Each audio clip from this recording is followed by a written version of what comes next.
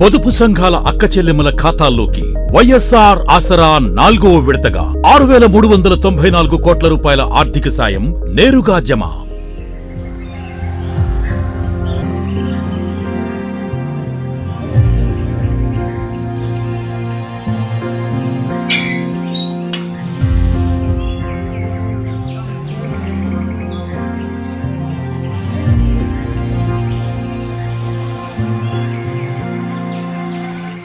ఇదిగోమ్మా దాసరా డబ్బు.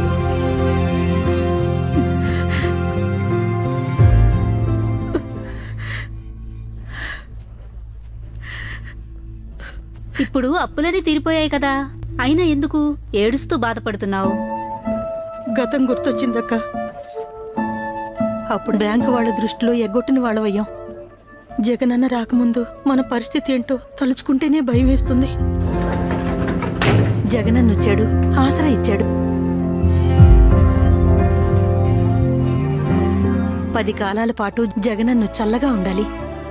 అన్నం ఉన్నాడు, ఆసరా ఉంది. గతంలో పొదుపు సంఘాల్లోని అక్క చెల్లెమ్మలకు రుణమాఫీ చేస్తామని చెప్పి చెయ్యకపోవడంతో నిర్వీర్యమై ఎన్పీఏలుగా మారాయి పొదుపు సంఘాలు.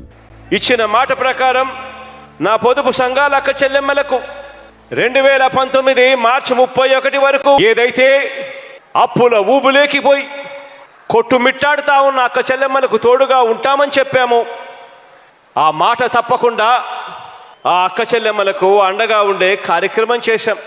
అక్క చెల్లెమ్మలు తమ కాళ్ల మీద తాము నిలబడేలా వ్యాపార దిగ్గజాలు బ్యాంకులతో ఒప్పందాలు చేసుకుని అక్క చెల్లెమ్మలకు చక్కటి వ్యాపార మార్గాలు చూపించారు జగనన్న. జగనన్న ప్రభుత్వం.